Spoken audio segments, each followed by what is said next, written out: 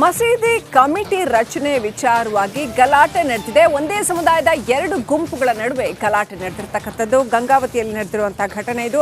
ಗಂಗಾವತಿ ನಗರ police ಠಾಣೆಯ ಆವರಣದಲ್ಲಿ ಈ ಘಟನೆ ನಡೆದಿದೆ. ಠಾಣೆಯ ಆವರಣದಲ್ಲೇ ನೋಡಿ, ಪೊಲೀಸ್ ಸ್ಟೇಷನ್ ಆವರಣದಲ್ಲೇ ಸಿಕ್ಕಾಪಟ್ಟೆ ಬಡ್ದಾಡ್ಕೊಂಡ್ಬಿಟ್ಟಿದ್ದಾರೆ ಎರಡು ಗುಂಪುಗಳು.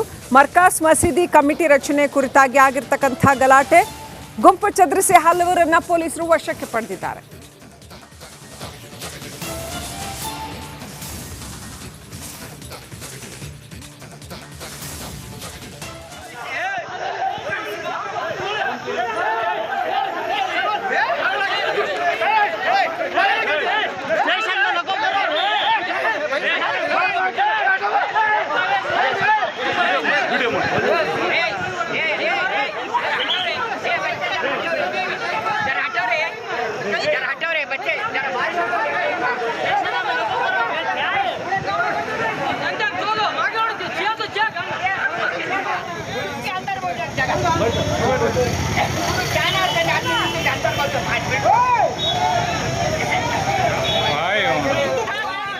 ಕೊಪ್ಪಳದಿಂದ ಪ್ರತಿನಿಧಿ ಈರಯ್ಯ ಹಿರೇಮಠ್ ಕನೆಕ್ಟ್ ಆಗಿದ್ದಾರೆ. ಈರಯ್ಯ, ಈ ಪೊಲೀಸ್ ಸ್ಟೇಷನ್ ಆವರಣದಲ್ಲೇ ಅದು ಹೆಂಗ್ ಬಡ್ದಾಡ್ಕೋತಾರ್ರಿ? ಪೊಲೀಸ್ನವ್ರು ಎಂತ ಮಾಡ್ತಾ ಇದ್ರು ಅಂತ ಅಲ್ಲಿ ಏನ್ ಕ್ರಮ ತಗೊಳ್ಳಿಲ್ವಾ ಅವರು? ಇಷ್ಟಿಷ್ಟು ಜನ ಬಂದು ಯಾಕೆ ಹಿಂಗ್ ಬಡ್ದಾಡ್ಕೋತಾ ಇದ್ದಾರೆ?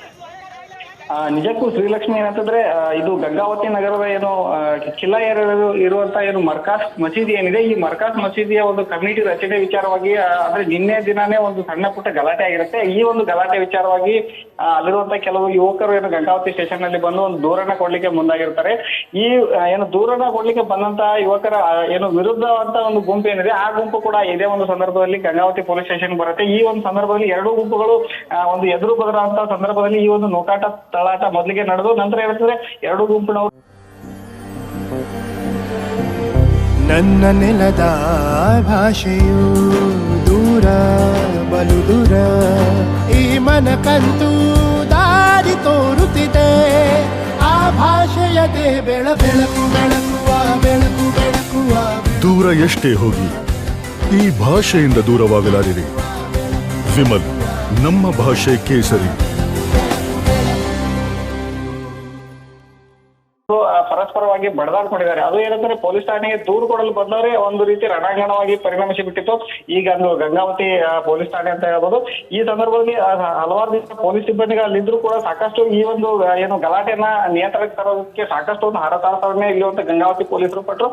ಸುಮಾರು ಏನು ಕೆಲವು ಹೊತ್ತುಗಳ ನಂತರ ಏನಂದ್ರೆ ಈ ಒಂದು ಗಲಾಟೆಯನ್ನ ಇಲ್ಲಿರುವಂತ ಪೊಲೀಸರು ತಣ್ಣಗೆ ಮಾಡಿದ್ರು. ಏನ್ ನಂತರ ಕೆಲವಷ್ಟು ಜನರನ್ನ ವಶಕ್ಕೆ ಪಡ್ಕೊಂಡಿದ್ದಾರೆ. ಆದ್ರೆ ಇದುವರೆಗೂ ಕೂಡ ಈ ಒಂದು ಪ್ರಕರಣಕ್ಕೆ ಕುರಿತಂತೆ ಯಾವುದೇ ರೀತಿ ಒಂದು FIR ಆಗಲಿ ದೂರು ಕೂಡ ದಾಖಲಾಗಿಲ್ಲ. ಶ್ರೀಲಕ್ಷ್ಮಿ, ಇಲ್ಲಿ. Thank you Eerayya Hiremath ಡೀಟೇಲ್ಸ್ಗಾಗಿ.